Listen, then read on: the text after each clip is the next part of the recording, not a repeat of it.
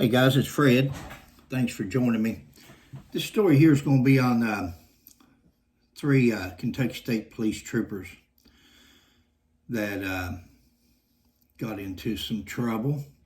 This is going to be from the Lexington Herald Leader, so it's going to be audible only. And see what you think. We'll see how it goes. Kentucky State police officer pleads guilty in case involving illegal search.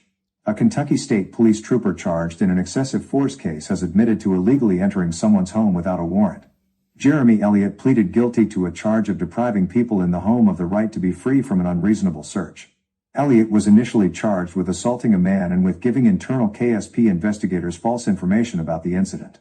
Prosecutors plan to drop those charges as part of Elliott's plea, according to court records. Charges in the case remain pending against another trooper, Michael Howell, and former trooper Derek Lovett. The case against the three stems from an incident in August 2020 in which someone set fire to a house Lovett was building in Whitley County, according to the court record. Several other officers, including Elliott and Howell, came to help investigate the crime. Lovett named a potential suspect who had made threatening comments after Lovett arrested him. The man, identified only as CM in court records, lied to police when they talked to him, according to Elliott's plea. Despite that, the police decided to talk to another man, Bradley Hamblin, about the arson. Several state police officers went to a house where they thought Hamblin was staying, and Hamblin came to the door when Elliott knocked.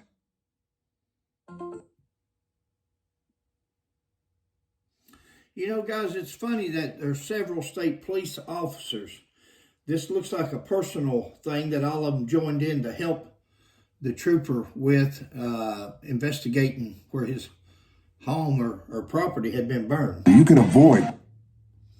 And it'll pick up on the other end there in a minute, and we'll finish the story out. Put trust. But interesting story that there was only three that was charged in this case.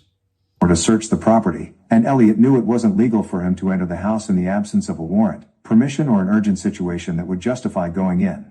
Elliott went into the house anyway, followed by several other officers, according to the court record.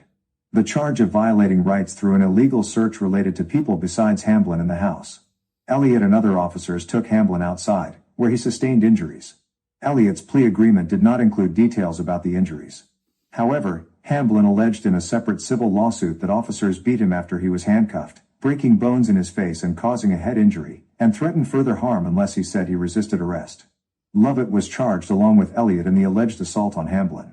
That charge is still pending against Lovett, and he and Howell also face charges of giving false information to Kentucky State police officers investigating the use of force against Hamblin.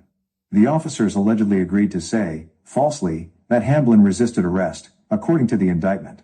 The camera inside Howell's police cruiser picked up Howell talking about the incident on his cell phone, according to the court record. The indictment said Howell described the use of force as pretty bad.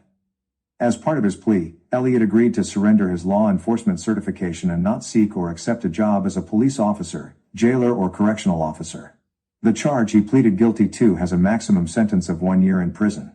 Elliott pleaded guilty on February 6 in federal court in London. U.S. District Judge Claria Hornboom scheduled him to be sentenced in June. Captain Paul Blanton, spokesman for Kentucky State Police, said in a statement to the Herald Leader that the agency has cooperated with federal authorities in the investigation of the three troopers. KSP suspended the three after learning of the incident. Lovett resigned and Elliott and Howell have not performed official duties since, Blanton said. The agency issued letters of intent to fire Elliott and Howell, and both are suspended without pay, but under state law they have the right to request administrative hearings until the criminal case is resolved, Blanton said. This story... You know, the question is, I know they were suspended and put on notice to fire. I wonder if they were ever in fact fired, or if they're still with the agency, the other two. You know, guys, up above there, you'll notice I was just noticing a name. I'm always talking about some of the state's best investigators. It's not detectives. It's not investigators with law enforcement agencies. That name there, Bill Estep. I remember Bill Estep back in 1987 when we turned in the sheriff of Pike County and others for corruption. And Bill Estep covered that case, and he'd been there a long time at that point. He's a long-time reporter, and this is February the 13th of 2024, and this man is still a reporter for the Lexington Herald-Leader. You talk about a man that can investigate, and just like Lee Searcy and all these other reporters that Kentucky has, that I see so many reports that they do and such a good job. And what I'm referring to here is the Johnny Edrington case. I keep going back to it because I'm thinking we've got 3 investigators and a post commander that couldn't solve either a S side or a homicide. I believe to be a homicide now, and couldn't solve it. But I guarantee you, if you'll turn that file loose and give it to people like Bill Eastep and Lee Searcy and people like that, I guarantee you they'll solve that case on who killed Johnny Edrington. Just my 2 cents. Guys, we'll catch you on the next one. Thanks for joining. Please like, subscribe, and share.